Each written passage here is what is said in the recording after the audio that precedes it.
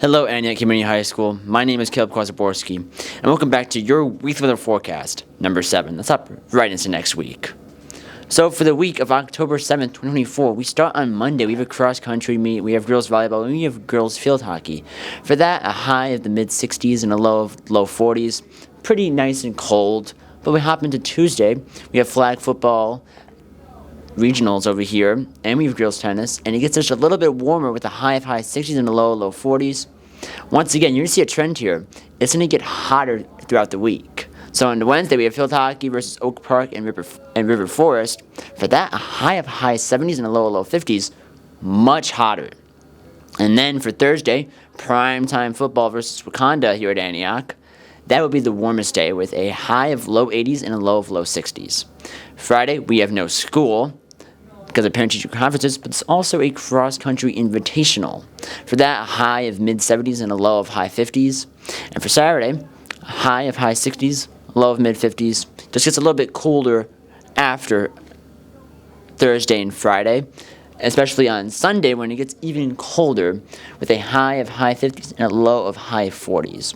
So in general, very above average temperatures, but I do know that because of Monday being a day that we have off and Tuesday being senior skip day, it will be very comfortable for those days as well. So I know it's not shown on it, but for the 14th and the 15th, very nice temperatures similar to Wednesday and even Thursday. Let's hop right into the next thing, which is the temperature probability outlook. You're going to see very above average out in the west and the Great Plains.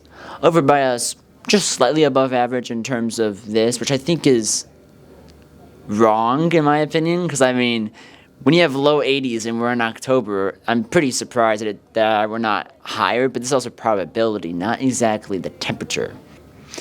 Going on for precipitation, very below average, very. I know that we've entered a stage 1 drought, and with the amount of rain that we're going to get, 0, it's not going to get better.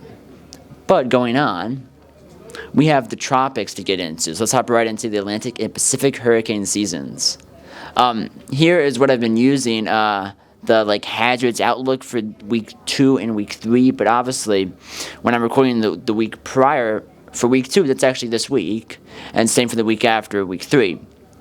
You can kind of see that the MDR, the main development region, so right along here and here, you're going to see that, once again, it's relatively conductive for tropical weather. It's not too confident this time, but right now, at this time, we do have tropical systems going on as of Thursday. And so for that, we have Major Hurricane Kirk out in the Atlantic. He's just kind of chilling. He's not doing much. He's not going to come over by us. Same along with Leslie. But Kirk right now is Category 3 as of Thursday, but is forecast to become borderline Category 5. But once again, when you're out in the middle of the Atlantic, you're not going to have any threats, at least direct impacts to the United States.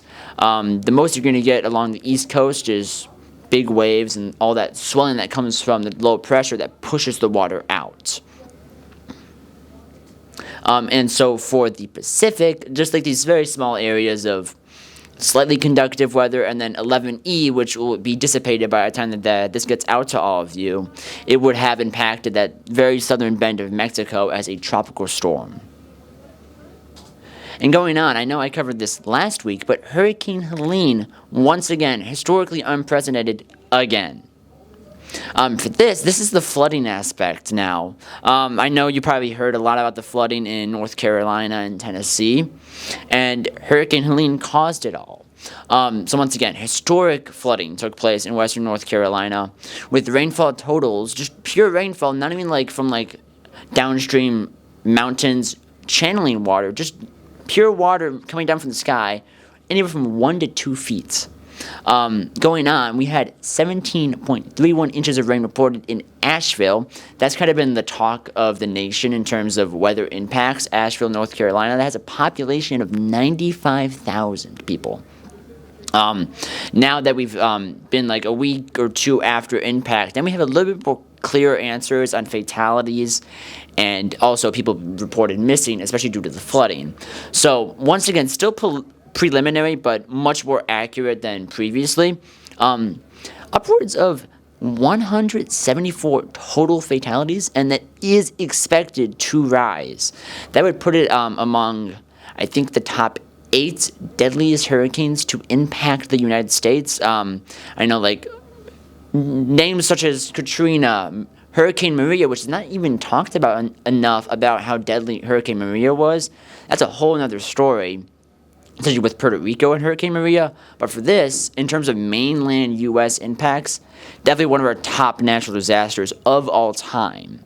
And along with that, more than 1,000 people are still reported missing because you can only get into these places in North Carolina and Tennessee through airlift because the roads have been washed away. The roads have been flooded as well. Power's still going to be out there for probably still a couple of weeks, if not a month. And in addition, and to put this in context, this is roughly a 1 in 14,000 year flooding catastrophe, specifically for Asheville, but it could be applied to the general areas. So that western North Carolina, that eastern Tennessee area, this is a unprecedented disaster for them. And going on, I know we're about to end here, but once again, has been doing the weather history.